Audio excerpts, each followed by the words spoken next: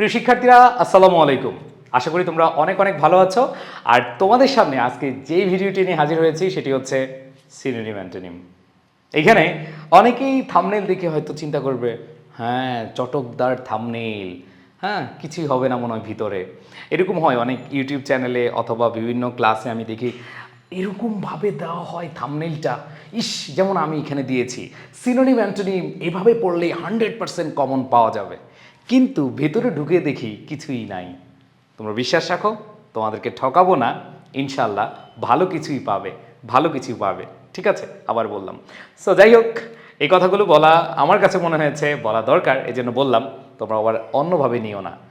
এটা না নিলেও তোমাদের যে সমস্যাটা হচ্ছে ভাইয়া, আমাদের ইংলিশ সেকেন্ড পেপারে যে সিনোনিম অ্যান্টোনিমগুলো আসে, ভাই এগুলো কিভাবে পড়বো, কিভাবে পারবো, কই থেকে কমন পাবো, এটা নিয়ে তোমাদের কিন্তু অনেক অনেক প্রশ্ন, তাই না? শুধু প্রশ্নই নয়, ভয় রয়েছে, ভীতি রয়েছে।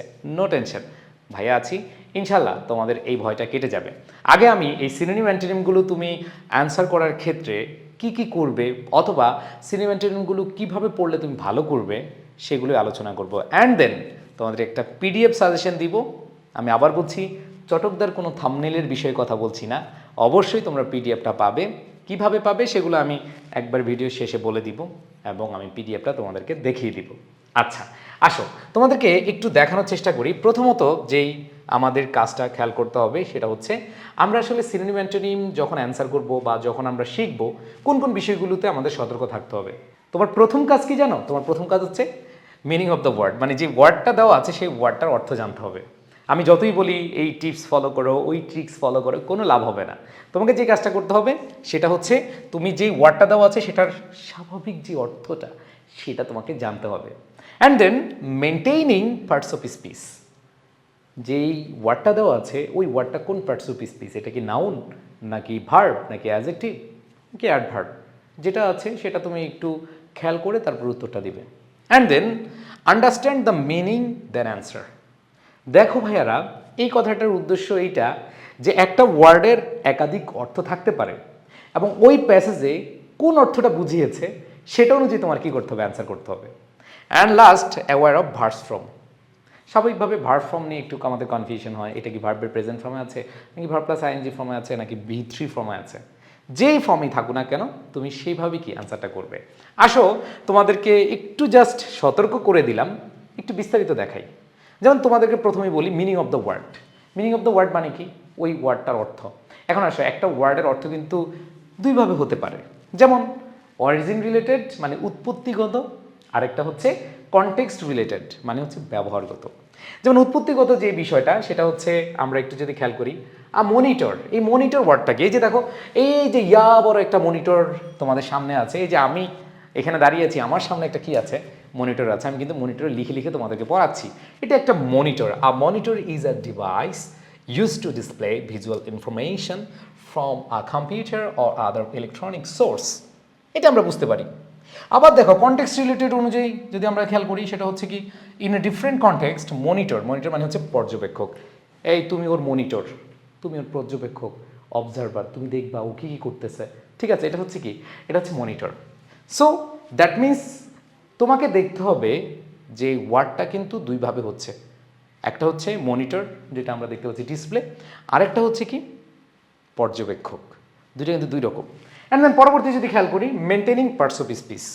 যেমন যে ওয়ার্ডটা আমরা দেখব আমাদের আনসার করার জন্য বলা আছে, সেটা যদি নাউন হয় তাহলে আমি আনসার নাউন করব, যদি অ্যাডজেক্টিভ হয় আমি অ্যাডজেক্টিভ করব, ভার্ব থাকলে ভার্ব করব, অ্যাডভার্ব থাকলে অ্যাডভার্ব করব। এর যদি আমি এক্সাম্পল খেয়াল করি, সেটা হচ্ছে হ্যাপিনেস।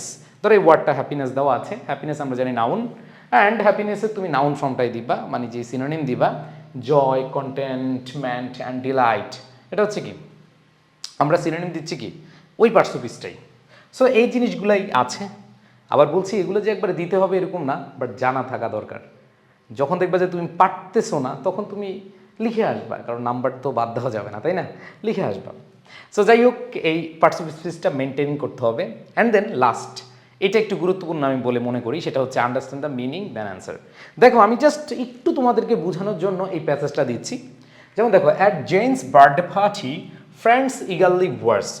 তার মানে হচ্ছে জেনের বার্থডে পার্টিতে তার বন্ধুরা ইগারলি খুব আগ্রহ সহিত দেখতেছিল অ্যাজ শি আনর্যাপড ইচ প্রেজেন্ট। সে তার উপহারগুলো কি খুলতেছে। উপহার, এই প্রেজেন্ট দ্বারা কি বোঝাচ্ছে? উপহার। আর এখানে দেখো Sara took a moment to be present. এখানে কিন্তু দেখো এই যে প্রেজেন্ট মানে প্রস্তুত, এটা হচ্ছে উপহার, এটা হচ্ছে কি প্রস্তুত। আচ্ছা, আবার দেখো অ্যালেক্স দেন প্রেজেন্টেড। এই প্রেজেন্টেড মানে হচ্ছে উপস্থাপনা করা, প্রেজেন্ট করা, কোনো কিছু প্রেজেন্ট করা, উপস্থাপন করা। তাই দেখো তিনটা জায়গায় তিন রকমের প্রেজেন্ট, এরকম না প্রেজেন্ট সব জায়গায়, বাট অর্থটা কিন্তু কি আলাদা আলাদা। ওয়ার্ড একটু আমার সেন্টেন্স অনুযায়ী অর্থটা ভিন্ন দিচ্ছে। এখানে প্রেজেন্ট মানে উপহার, এখানে প্রেজেন্ট মানে প্রস্তুত, এখানে প্রেজেন্টেড মানে হচ্ছে কি উপস্থাপন করা। আবার এখানে দেখো প্রেজেন্ট মানে বর্তমান, আর এই প্রেজেন্ট মানে কি উপস্থিত। তাহলে আমাদের অবশ্যই কি ওই যে প্যাসেজটা দেওয়া আছে ওই প্যাসেজের কি অর্থ দাঁড়াচ্ছে সেটা বুঝতে হবে। অ্যান্ড দেন লাস্ট যেটা আমরা অলরেডি বলে ফেলেছি যে ভার্ব ইডি থাকলে অথবা বি3 থাকলে আমাদের অ্যান্সারটা বি3 দেওয়া উচিত, আমাদের বেস ফর্ম থাকলে বেস ফর্ম দেওয়া উচিত, আইএনজি থাকলে আইএনজি দেওয়া উচিত। এগুলো হচ্ছে এক্সাম্পল, যেমন ড্যামেজড, স্ম্যাশড। প্লে প্রেজেন্ট ফর্মে আছে, রিক্রিয়েট এটা হচ্ছে কি প্রেজেন্ট ফর্মে বা বেস ফর্মে যেটাকে আমরা বলি। রানিং, রানিংয়ের সাথে স্প্রিন্টিং, এটা আইএনজি ফর্ম, ওইটা কি আইএনজি ফর্ম। জাস্ট এগুলো হচ্ছে বেসিক আলোচনা। এখন কথা হচ্ছে আমাদের আরেকটা বিষয় একটু আলোচনা করার দরকার আছে, এই strong, weak, stronger, weaker, strongest, weakest. তোমরা দেখলে বুঝতে পারছো এটা হচ্ছে পজিটিভ, কম্পারেটিভ আর হচ্ছে কি সুপারলেটিভ। তুমি এই জিনিসগুলো কি সামঞ্জস্য রাখতে পারো। অনেক কঠিন করছি না, জাস্ট নিয়মগুলো জানিয়ে দিলাম। একবারে হুবহু এরকম লিখতে হবে বা এত বাধ্যবাধকতা তোমার মানতে হবে এরকম না কিন্তু, ঠিক আছে? সব কিছু বাদ, সব কিছু বাদ, তোমার একটা কাজই করতে হবে এখন, সেটা হচ্ছে তোমাদের কিভাবে উত্তর করবা এবং কোন জায়গা থেকে পড়বা, তাই না? সো উত্তর করার ক্ষেত্রে তোমাদেরকে বলি যে তোমরা টেবিল আকারে লিখলে অনেক সুন্দর হবে এবং সুবিধা হবে। এটা তোমরা টেবিল আকারেই করবা। এবং দেখো একটা এক্সাম্পল এখানে দেখতে পাচ্ছ, ধরো এই কোশ্চেনটা আসছে, এই প্যাসেজের মধ্যে, এই প্যারাটার মধ্যে 10টা ওয়ার্ডের নিচে আন্ডারলাইন করে দেওয়া আছে এবং সেখানে তুমি দেখো প্রত্যেকটার সাথে যেগুলো যেগুলো আন্ডারলাইন করা সেগুলোর সাথে তোমাকে হিন্টস দিয়েছে, এটা কি সিনোনিম দিতে হবে নাকি অ্যান্টোনিম দিতে হবে। দেখো এ, বি এবং সি, এই তিনটা যদি খেয়াল করো, এ এবং বিতে সিনোনিম চেয়েছে, সিতে হচ্ছে কি অ্যান্টোনিম চেয়েছে। সো এরকম 10টা ওয়ার্ড তোমার দেওয়া থাকবে, এইখান থেকে নিয়ে এটা সিনোনিম না অ্যান্টোনিম তুমি সে বসিয়ে দিবে। একটা কথা মনে রাখবা, খুবই সহজভাবে বলি, অনেকের কাছে মনে হবে ভাইয়া সিনোনিম অ্যান্টোনিম খুবই কঠিন, পারি না, টেকনিক দেন, টিপস দেন। No tension. দেখো এই যে প্যাসেজটা রয়েছে, এই প্যাসেজের 10টা ওয়ার্ডের মধ্যে 5টা ওয়ার্ড কিন্তু তুমি এমনিই পারো, এতদিন যা পড়ছো তোমার মাথায় যা আছে সেগুলো তুমি এমনিই পারো।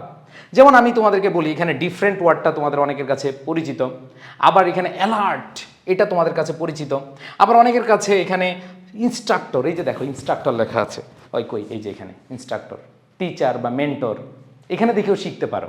আবার দেখো এখানে ল্যাটেন্ট, ল্যাটেন্ট আছে, এই যে ল্যাটেন্ট, ল্যাটেন্ট ট্যালেন্ট। আচ্ছা, এটা আমি একটু তোমাদেরকে বলি, এই ওয়ার্ডটা আমি কীভাবে শিখছিলাম, আমি আমার সময় কীভাবে শিখেছিলাম একটু তোমাদেরকে যদি বলি তাহলে তোমাদের ইজি হবে। দেখো এই লেটেন্ট ওয়ার্ডটা আমি কীভাবে শিখেছিলাম যদি তোমাদের বলি, সেটা হচ্ছে আমি স্কুল লাইফে মেবি আমাদের এলাকায় একটা প্রোগ্রাম হয়েছিল। সো ওই প্রোগ্রামে প্রধান অতিথি হিসেবে ঢাকা ইউনিভার্সিটির এক বড় ভাই আসছিল।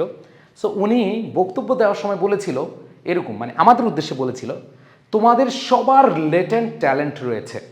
লেটেন্ট ট্যালেন্ট আমার খুব ভালো লাগছে, লেটেন্ট ট্যালেন্ট, LATENT আর TALENT, ও ট্যালেন্ট, খুব সুন্দর তো ওয়ার্ড।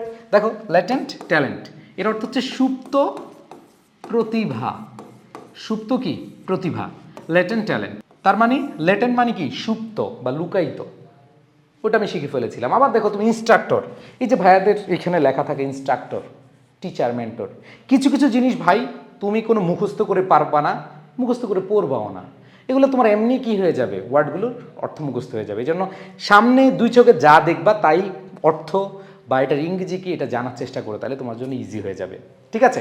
সো এই কথাগুলো আমি ভাই বলতেছি একটাই কারণ, তোমরা যেন, অনেকে বলবা থাম্বনেল দেখে তো অনেক কিছু মনে করেছি, অনেক ভিডিও আমি দেখেছি, আমরা তো কিছু ভিডিও দেখি যে লেখা থাকে সিনেমাটিমে বস হয়ে যাও, কিন্তু ভিতরে কিছুই নেই। সো আমি কথাগুলো তোমাদের ভাই উদ্দেশ্য করে বলছি, একটু বিস্তারিত বলছি, তোমরা আবার মাইন্ড করিও না, মন খারাপ করিও না, একটু বিস্তারিত দিচ্ছি তোমাদের সুবিধার জন্য। সো এখানে 4-5টা ওয়ার্ড তোমার জন্য ইজি মানে পারা, বাট আরও বাকিগুলোর জন্য তোমার শিখতে হবে। এখন শেখার জন্য তোমাকে অবশ্যই কী করতে হবে, আমার পিডিএফটা পড়লে এনাফ ইনশাল্লাহ, পিডিএফটা আমি দিয়ে দিচ্ছি, কোনো সমস্যা নেই। এখানে কিভাবে লিখবা, যেমন তুমি যখন খাতায় লিখবা ওই ওয়ার্ডটা লিখবা, ওই ওয়ার্ডটা কি সিনোনিম চেয়েছে, তাহলে সিনোনিমটা লিখো, অ্যান্টোনিমটা এবার ফাঁকা রাখো, কোনো সমস্যা নেই। তারপর দেখো সিক, এটার সিনোনিম লিখেছো কিন্তু অ্যান্টোনিম চায় নাই, তুমি অ্যান্টোনিম দিলা না। এরপর দেখো ইগার, এটার অ্যান্টোনিম চেয়েছে, অ্যান্টোনিমের ঘরে দিয়ে দাও, ঠিক আছে। এবার দেখো অবজারভেশন, এক্সামিনেশন, এটা কি চেয়েছে, এটার সিনোনিম চেয়েছে। সো এইভাবে অ্যান্সারগুলো দিবা, ওকে। আচ্ছা, আর লাস্ট যে বিষয়টা সেটা হচ্ছে সাজেশন পিডিএফ। দেখো প্লিজ চেক কমেন্ট বক্স আর আই এডুকেশন অফিসিয়াল গ্রুপে তোমরা এই সাজেশন পিডিএফটা পেয়ে যাবে। এখন কথা হচ্ছে সাজেশনটা কেমন হবে, তাই না, একটু দেখতেও তো চাও। ওকে, আমি একটু দেখিয়ে দিই তোমাদের সুবিধার জন্য, যাতে করে তোমাদের পিডিএফটা দেখেই চোখে পড়ে যায় এবং চিনতে পারো, ঠিক আছে। আচ্ছা, আমি পিডিএফটা তোমাদেরকে দেখাচ্ছি, দেখো এখানে পিডিএফটা এইভাবে থাকবে যে HSC English second paper synonym antonym suggestion, এবং আমি ইনশাল্লাহ তোমাদেরকে বলছি এখান থেকে কমন পড়বে 100%। আমি তারপরেও তোমাদেরকে বলবো যে তোমরা যদি এটা ভালো করে পড়ো, তুমি অন্যগুলো যদি কমন নাও পড়ো তাও লিখে দিয়ে আসতে পারবা, ঠিক আছে।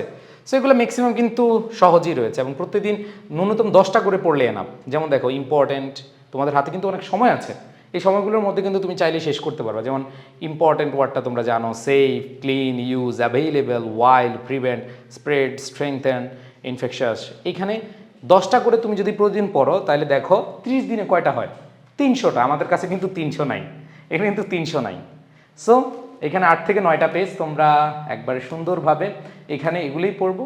আমরা যদি সিনোনিম অ্যান্টোনিমগুলো মনে রাখতে পারি একবারে ইজিলি অ্যান্সার করে আসতে পারবো। সো নো টেনশন, ভয় নেই, তোমরা পারবে। সিনোনিম অ্যান্টোনিমের ভয় করব আমরা জয়। টিপস এবং টেকনিক পরে আমরা এইচএসসিতে ভালো করব। আমাদের যেই কথাগুলো বললাম সেই কথাগুলো ফলো করার চেষ্টা করব, ইনশাল্লাহ ভালো করা যাবে। সবাই ভালো থেকো, সুস্থ থেকো। আর তোমরা যারা আমাদের পেইড কোর্সে ভর্তি হতে চাও তাহলে দেরি না করে ভর্তি হয়ে যেতে কল করো এখনই 01810103012 এই নাম্বারে। সবাই ভালো থাকবে, সুস্থ থাকবে, সকলের প্রতি শুভকামনা। আসসালামু আলাইকুম।